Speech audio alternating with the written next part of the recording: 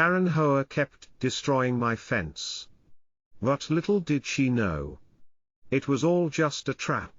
Amanda Lewis had always dreamed of owning her own home.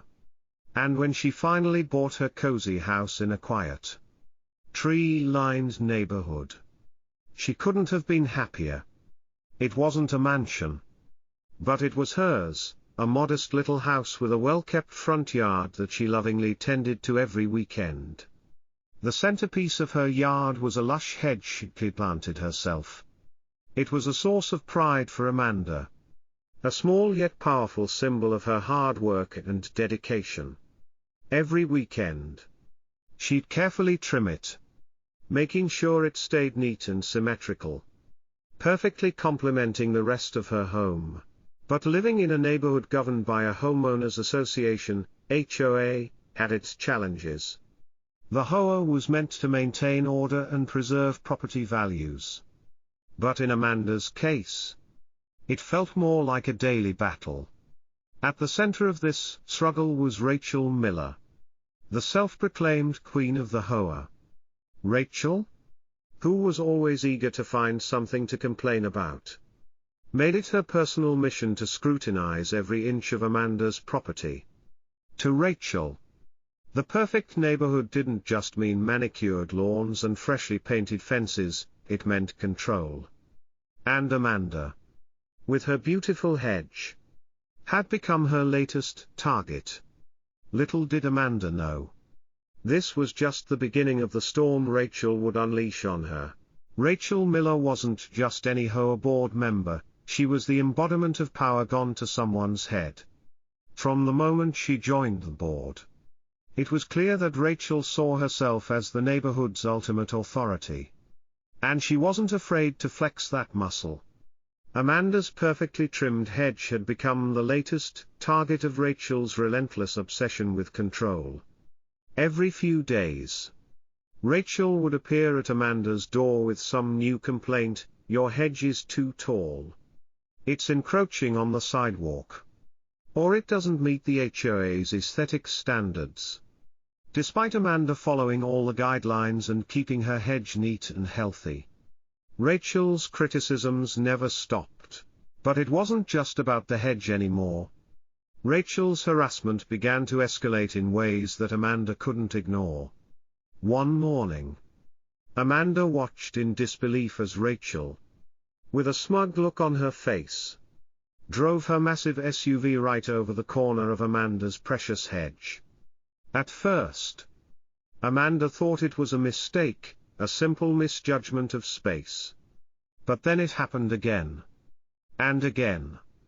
Rachel wasn't just accidentally crossing over Amanda's property, she was intentionally driving over the hedge, crushing it beneath the tires of her oversized vehicle. Each time, Rachel's expression was the same, arrogant, as though daring Amanda to do something about it. The message was clear: Rachel believed she was untouchable. And the HOA, where she held considerable sway, wasn't going to do anything to stop her. It was only a matter of time before Amanda decided enough was enough. Amanda was furious. But she wasn't about to let her emotions cloud her judgment. Rachel had underestimated her, thinking Amanda would simply take the abuse. No. Amanda was smarter than that. She spent days researching every single HOA guideline, zoning law, and city ordinance she could find. She dug into the HOA's rules, scrutinizing the fine print, and even consulted a few legal experts to make sure she was on solid ground. And what she discovered was a game changer: her hedge was perfectly within her rights to maintain. And the way Rachel was driving over it was not only disrespectful but illegal. With a sense of determination, Amanda set her plan into motion. She wasn't just going to repair the damage Rachel had caused, she was going to make sure Rachel would regret ever thinking she could get away with destroying her property. Amanda took a trip to the hardware store, purchasing reinforced steel bars, heavy-duty wooden stakes, and For the final touch. Thorny rose bushes. With careful precision, Amanda buried the steel bars deep into the ground, securing them just beneath the surface of the hedge. Then, she hammered in the wooden stakes, reinforcing the hedge's base so that it would stand strong no matter what. Finally, she planted the rose bushes along the edges, their sharp thorns poised to make any further contact a painful lesson.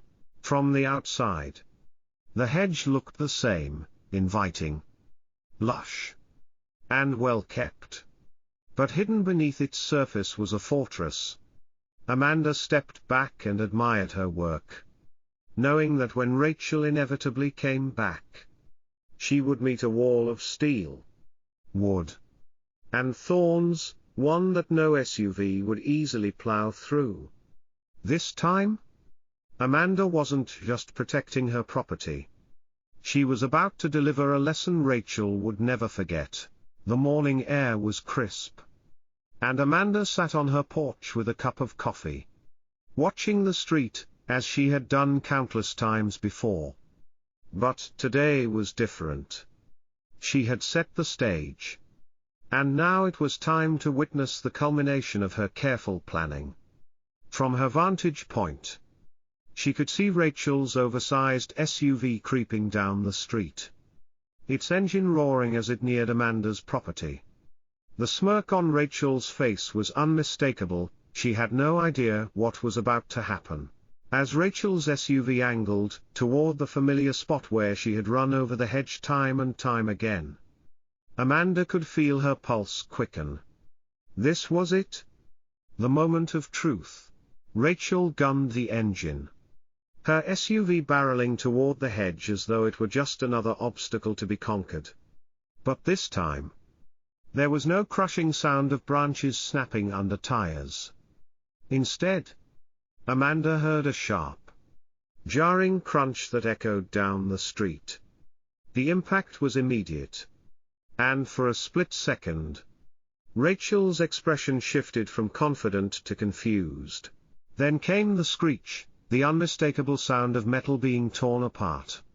Rachel's front tires exploded on contact with the reinforced steel bars hidden beneath the hedge. The SUV jerked violently forward as the metal stakes dug into the vehicle's undercarriage.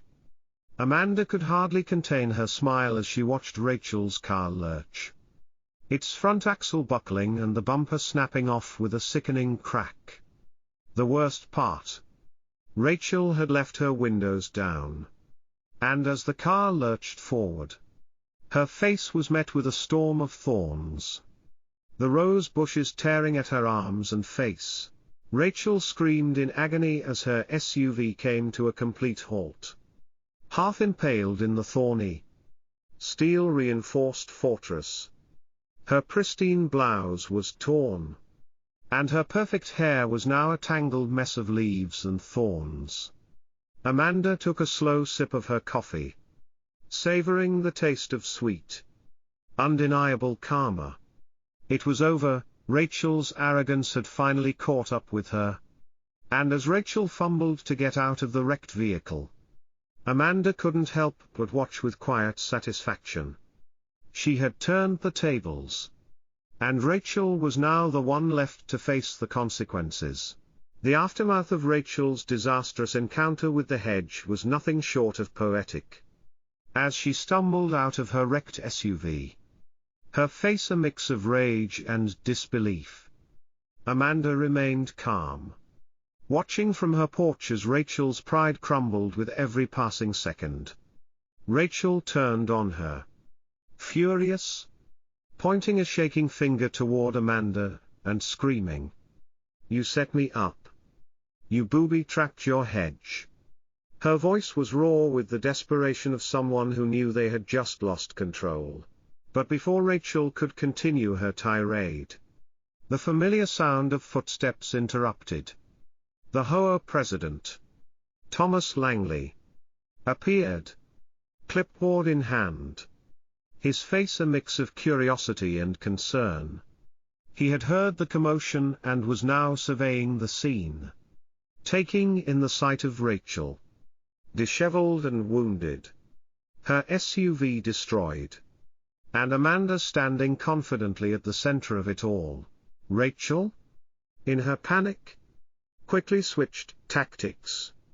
"Richard, you have to do something. He's sabotaged my car. He made that hedge dangerous on purpose," she cried, her words tumbling out in a frantic, almost incoherent mess. But Langley, with a calm and collected demeanor, didn't seem impressed. He glanced at Amanda, then at Rachel, then back to the scene. "Sabotaged," he repeated, clearly processing the absurdity of Rachel's accusation. Amanda stepped forward, the documentation she had carefully compiled in hand. "Actually, Rachel, everything I did was completely legal," she said, her voice smooth and steady. "I reinforced my hedge as allowed by the city's zoning laws and HOA guidelines. And as for your repeated trespassing, I think we both know who's been violating property rights here." She handed Langley the binder with her meticulous research and legal evidence, all neatly organized and ready for scrutiny. Langley flipped through the pages, his frown deepening as he reviewed the documentation. "This is all in order," he muttered, adjusting his glasses. "Rachel, you've been driving over Amanda's property for months? That's not just disrespectful, it's illegal." Rachel's face turned pale as Langley's words sunk in. She had been caught, and there was no escaping the truth. The tension in the air was palpable as Langley shifted his focus to Rachel. "I'm afraid you're in violation of multiple HOA policies, including the destruction of private property. And considering the extent of this, I think it's time we had a serious discussion about your role in this community." Rachel tried to protest, her voice rising in anger. "No. This isn't fair. You can't just take his side." But Langley wasn't swayed. "Rachel, you've crossed the line. I'm sorry, but you'll need to resign from the HOA board immediately. We can't have someone representing this community who's been so reckless and irresponsible." As Rachel's world began to crumble, Amanda stood back and watched with quiet satisfaction. She wasn't just winning, she was watching the very foundation of Rachel's authority collapse. The final blow came when Langley, unable to ignore the magnitude of Rachel's actions, added, "Additionally, I've been informed that you've filed a fraudulent insurance claim regarding the damage to your vehicle. We'll be reviewing this with the proper authorities." Rachel's face went white with shock. But it was too late. The walls of her empire had fallen, and there was no one left to protect her. Her resignation was inevitable. But the consequences were far from over. For Amanda, this was more than just a victory over a petty HOA tyrant, it was a public unraveling of everything Rachel had worked to build. Rachel's downfall was swift and unforgiving. Once her fraudulent insurance claim was discovered, everything she had worked to build in the neighborhood began to unravel. Word spread quickly, and soon the entire community knew about her reckless behavior, her lies, and the damage she had caused. Neighbors who had once turned a blind eye now felt emboldened to speak out. And they rallied behind Amanda, offering their support and witnessing Rachel's downfall with growing satisfaction. The HOA president, Thomas Langley, made it clear that Rachel's actions had put the entire HOA in a vulnerable legal position. The board quickly voted to expel her from any involvement in HOA activities permanently. No longer could she hold the power she once did, making decisions that affected everyone in the neighborhood. To make matters worse, Rachel was slapped with fines for the damage to Amanda's property.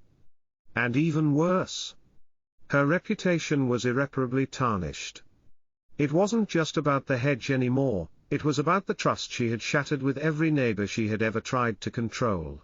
As if the shame wasn't enough, Rachel was soon faced with mounting financial troubles.